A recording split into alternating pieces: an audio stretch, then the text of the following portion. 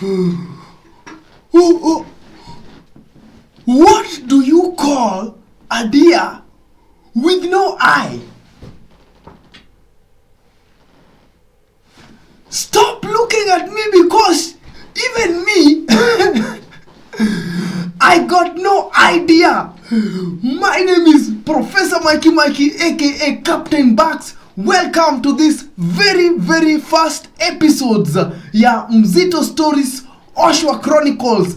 Oshwa Chronicles nitakuwa ninakuambia manze vile watu hapa nje wameoshwa, watu wamesuguliwa, watu brush zimetembea kwa manyumba hapa nje bana. So by the way, before hata kama we continue, kama umeshawaioshwa, piga pause hapo, kuja hapa chini niambie bana mimi nilishawaioshwa, ama kama wewe unaoshananga kuja utuambie venye unaoshananga, ndio wa Kenya wazito waepuke next time donge kabisa. On that note, this very first episode manze, I will be sharing about a very political story. Bana, a story you don't wanna know. First of all, kabla hata tuanze bana, this guy today, he's worth 511 billion US dollars. Hiyo pesa ina gani hiyo? But it is not recognized in the Forbes market or Forbes magazine. Why? Jamani mkora tu. Jamaa kazi ni kuosha hapa Kenya. Ameosha watu. But before we even get to the story Mzito, nilikuwa nataka bana tupige story ingine kiasi tu. But before hata pale, kwanza hapa chini piga subscription, piga like if that is your kind of thing. Mambo ya kudanganywa na kudanganyana, kuja hapa chini piga like, piga subscription. Na I have a promise guys, ile siku tunafika 10,000 subscribers, nitawachagulia mwanamuziki mmoja maridadi, nikuje nichapishe yeye, nipeleke yeye studio. Pigeni hapa muitane. Wanamuziki mko wapi? Wale mlikuwa makwanza. Nataka nisaidie wanamuziki kadhaa wenye walinyang'anyangwa ginene. Walinyang'anywa accounts na manager wao. And on that note, big up mkurugenzi Abel Mutua mwenyewe, na big up anaitwa Sister Lynn Ngugi. Bana, nyi watu ni watu wa nguvu sana. Yani, let me tell you, you guys are inspiring young men and women out here like thoroughly like nonsense. Vijana hapa nje wangekuwa wamekunywa kula kamba na kunywa sumu, but you guys are keeping them up with the stories zenye manze. You guys are na kwanza tangu president aseme ati anaenda kuacha kazi ya State House, akuje hapa kwa mtandao afanye content kama nyinyi. I thought about it bwana, hiyo siku nilikuwa nafanya kazi, nikasema president akiwacha kazi, mimi niende hiyo kazi yake. Lakini kabla niende hiyo kazi yake, kwanza nipige hapa story kidogo, content creation. So I will be here posting every other week, once or twice a week. Tuko na episode ingine moto sana, moto zaidi, inaitwa Stranger Than Fiction. Manzi hapa tutakuwa tunakutell stories zenye they will make you believe that the world is just more than meets the eye. As in, there is this physical world and there is another totally different world manze unaenda kukutana nayo pale. Na kabla I know tuko na story kubwa sana ya kupiga, but pia ni kushow that to those who will last until the end of the story, I will be coming with some tips. Did you see what I just did there, boy director? For those who will last till the end, I will be coming. Please don't rewind, with some tips on how to make money. 2024 itaki manze kusota. So come with me to the other side of the story, moja kwa moja nikupe story moja maridadi jinsi Kamlesh Patni aliosha Kenya bwana. Tulioga it's painful bwana director. Take us to the other side of the story. Whether it's for an occasion, official duties, or just some casuals, Sovereign Fashion House has it all. Now stand out in our excellent, sharp and classy designs, exquisitely tailored with royalty in mind. Get that sovereign look today.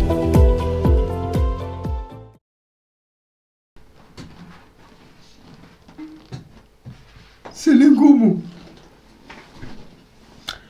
Sijui nianzie hii story wapi, because this story, by the way, it is multifaceted. Sijui kama kizungu kama hukusoma, multifaceted ni kitu iko na faces mingi sana. But let us take it to the beginning. Pale mwanzo, the year is 1965. Pale Mombasa, Kenya, pwani. Wacha saizi wanasema Mombasa si Kenya. Hizo siku bana Mombasa ilikuwa Kenya. Sasa pale kukawa na jamaa moja ambaye amezaliwa huo mwaka, anaitwa Kamlesh Patni. Na jamaa, very little is known of him, by the way, about his childhood. Apart from wakati aliingia pale Kisumu Boys High School mwaka wa 1983. Inasemekana kwamba day 1, form 1, kijana aliweza kusmuggle carton ya biscuit ndani ya shule. Form 1. A form 1 muhindi kijana ana smuggle biscuit kwa shule. Huyo si ni mwizi ama tumuite namna gani jamaneni? But apart from that incident, pale Kisumu Boys, it is said ya kwamba this guy was one of the most innovative things, human beings in terms of business. Na najua nyinyi wote kama ulikuwa high school, umeshawahi kula mkate quarter. Did you know that Kamlesh Patni invented mkate quarter shuleni? And that earned him his first expulsion. Akaenda nyumbani, na when he came back to school, akapata mkate quarter imeshawekwa wapi? Kwa canteen. Kwa hivyo biashara yake ikaisha. So this guy stayed low up until 1987, wakati maisha pale Kisumu Boys ili come to an end, na kila mtu akaenda kwao. When this guy went home, he didn't go back to Mombasa. Rather, akaishi na uncle yake who was staying in Kisumu at that time, and he was baking this. Kulikuwa na tu biscuits twingine tu mapeni. Sijui kama ulitupatanga director. Tudogo kabisa. But later, manze, he's the guy who actually, one of the pioneers when you come up na hiyo concept ya hizo biscuits. And they did very well at that time. But later, wakati he moved to Nairobi in 1988, Uto Biscuits akatutoa Kisumu, akakuja nato Nairobi. And in 1989, he quit business ya biscuits. Jamaa akaanza biashara ya gold magendo. Kuenda huku Kongo, kuchukua gold, anakuja nayo hapa Kenya. Anaipackage, anaipeleka huko Dubai.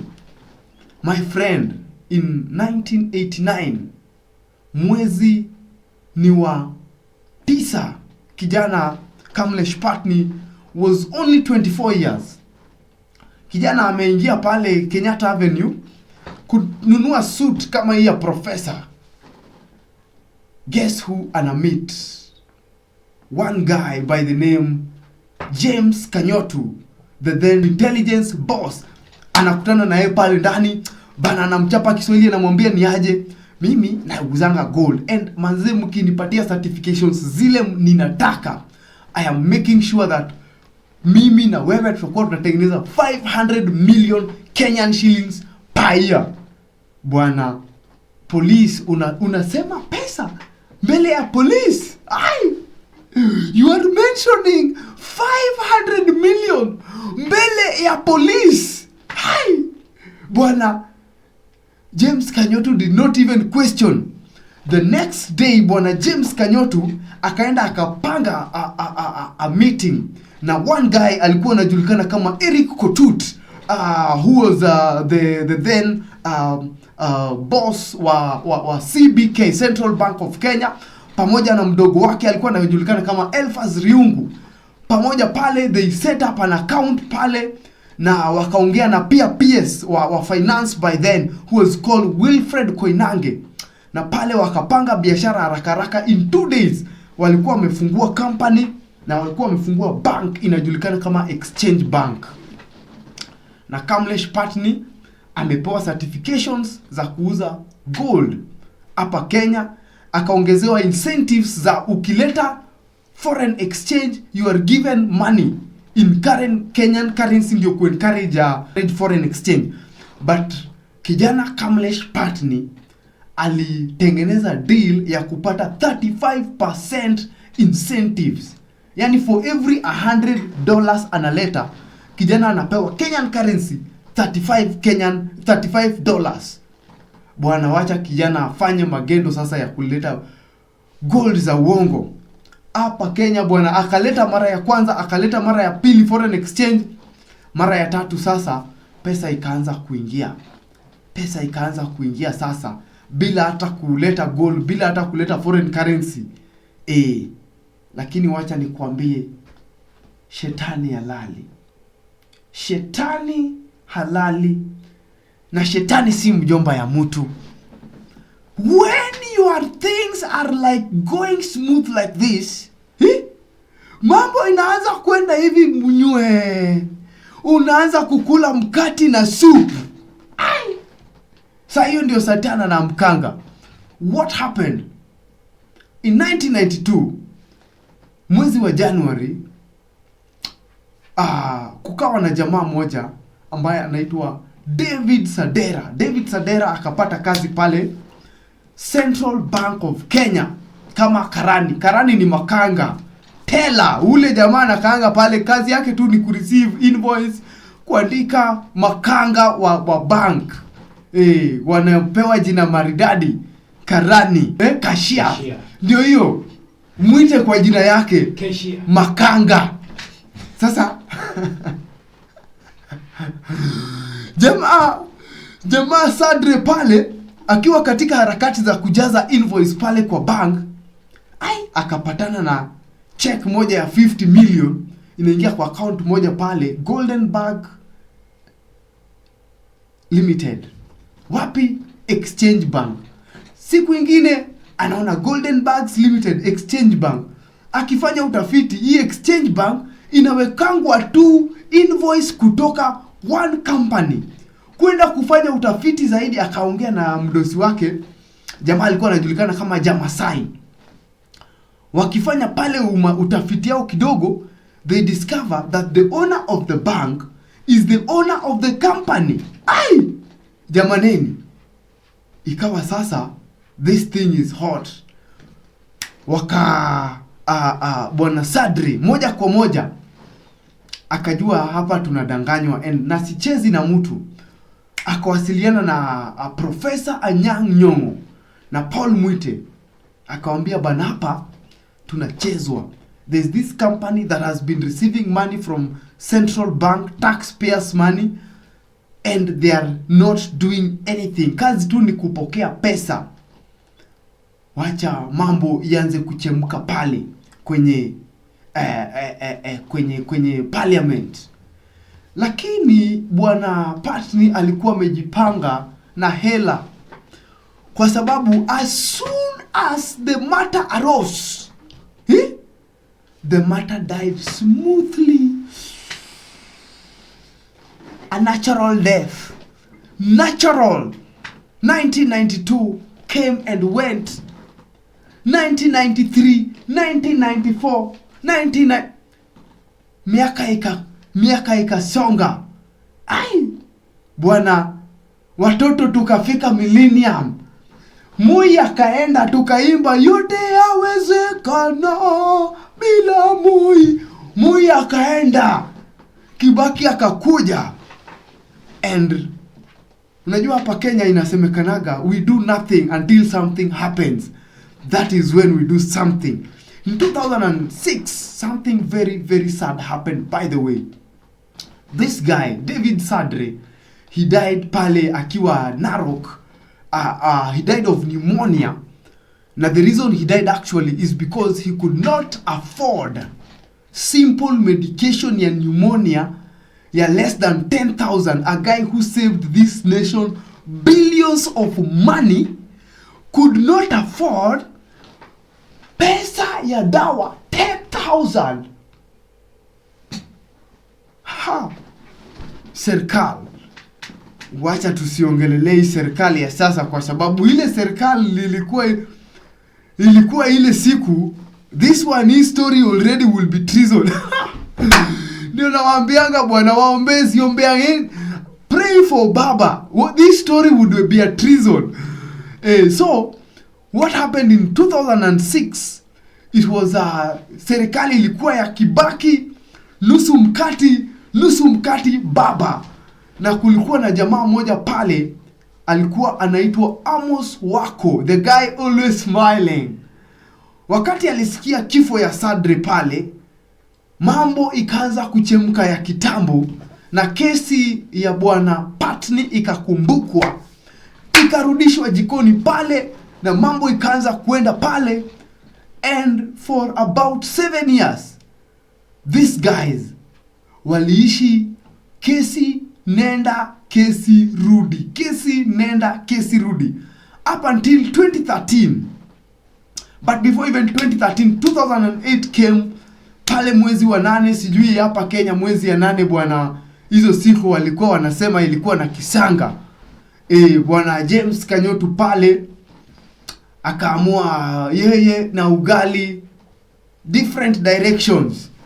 Jamaa akatokomea pale, akafa, akazikwa, hakufufuka. Na 2013 wale marafiki zake wakawachiliwa. But kabla wawachiliwe, a very very very deep scandal was uncovered of how the Golden Bag scandal worked.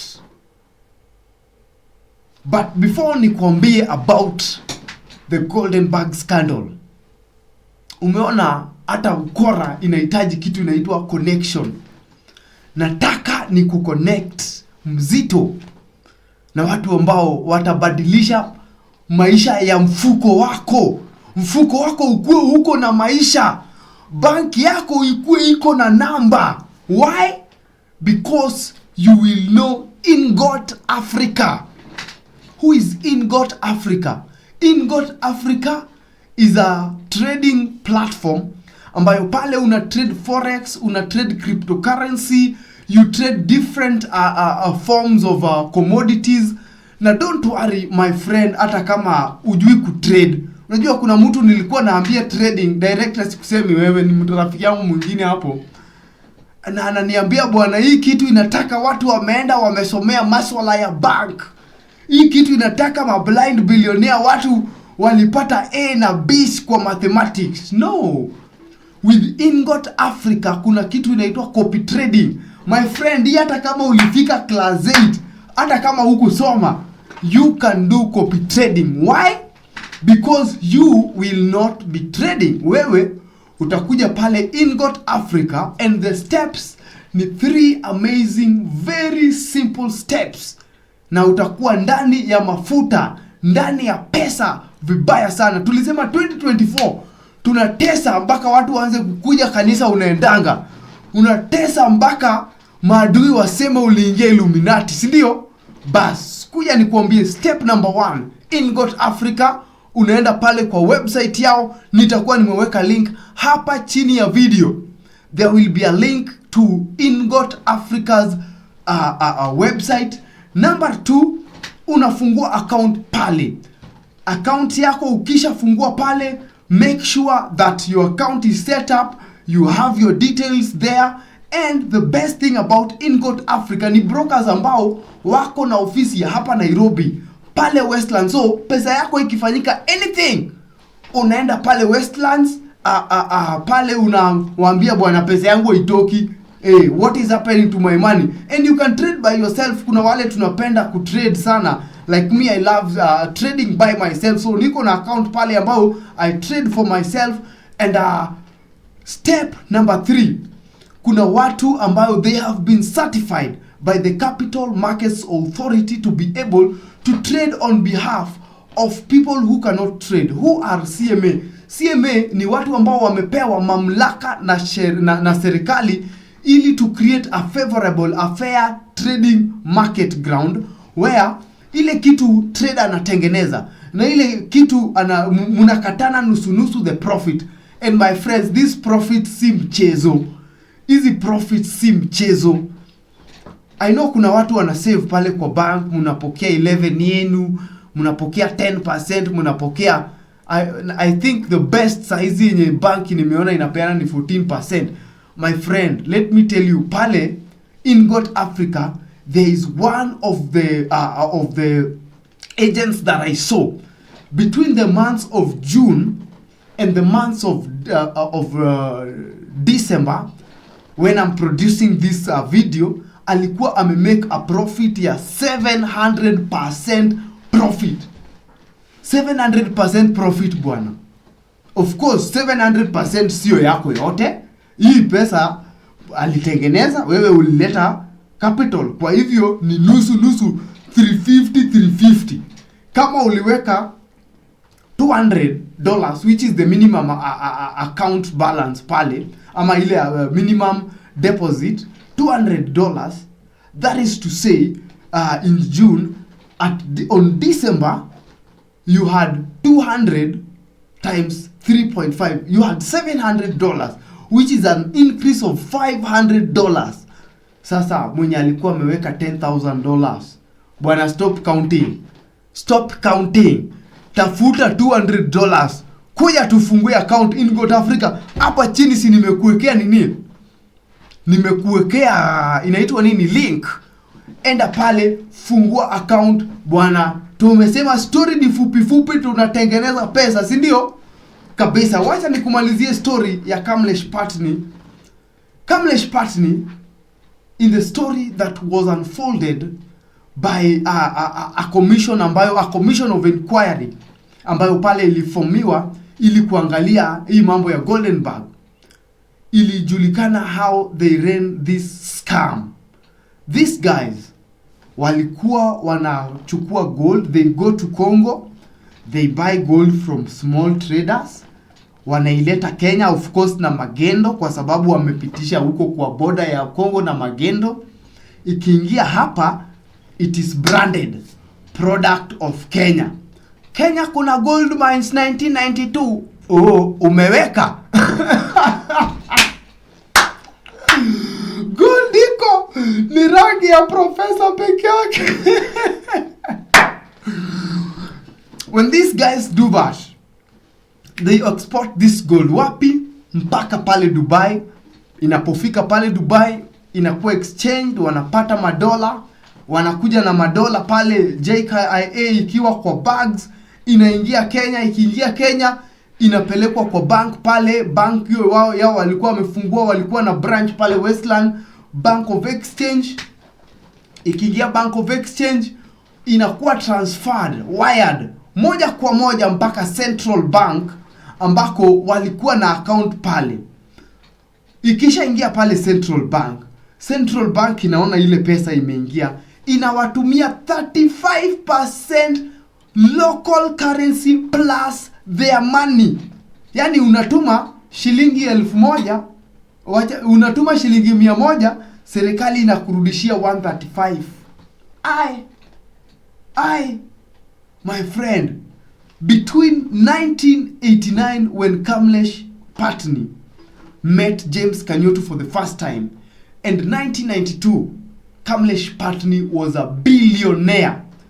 Kwa sababu inasemekana alikuwa amegonga inchi 5.8 billion Kenyan shillings. By then ilikuwa around 600 million US dollars. Hiyo time rate ilikuwa 55, around 55 Kenyan shillings. Bwana, for 3 good years kabla hii kitu ifanyike. Na hata after hiyo si ati aliwacha.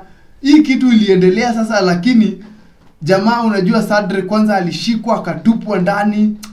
Kesi yake ikaenda hivyo, akatolewa akaenda Mombasa where he lived a very simple life. And I don't know why in Kenya whistleblowers manze wanakuwa treated like trash, but it's a sad story for him. Kina Patni walikuwa defraud Kenya na they were off the hook, na hivyo ndio walitoka pale. Na Kamlesh Patni, the irony of it all is he became a pastor, and today he preaches the gospel, or rather he purports, wacha niseme hivyo kwa sababu sijawahi sikia injili yake, to preach the gospel pale mahali panaitwa Zimbabwe. Na ile kitu ningependa uniambie Mzito hapa chini kwa comments is, unafikiria ni roho gani huyu jamaa anatumia kuhubiri injili pale Zimbabwe? Huu ni roho mtakatifu kweli ama ni roho mtaka kitu? This guy has money already, by the way. So hii injili anahubiri na ya kupigwa tu mapicha akipeleka chakula, si ingekuwa kama ile ya nani ya this guy the tax collector, angeleta pesa zingine hapa Pishon, apeleke zingine pale blind billionaire Kenya. Naona wanafanya kazi mzuri sana za charity pale. Naona pia mkurugenzi pale anafanya kazi poa za charity.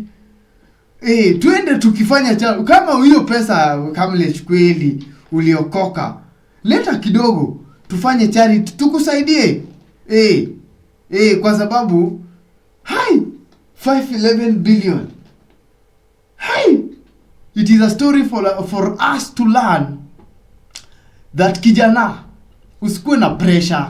Hiyo pesa unaona nayo huyo msee, you don't know how he's getting it.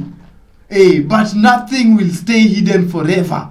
Kuna whistleblower tu ako tu mahali hajazaliwa, anakuja my friend kakilipuka.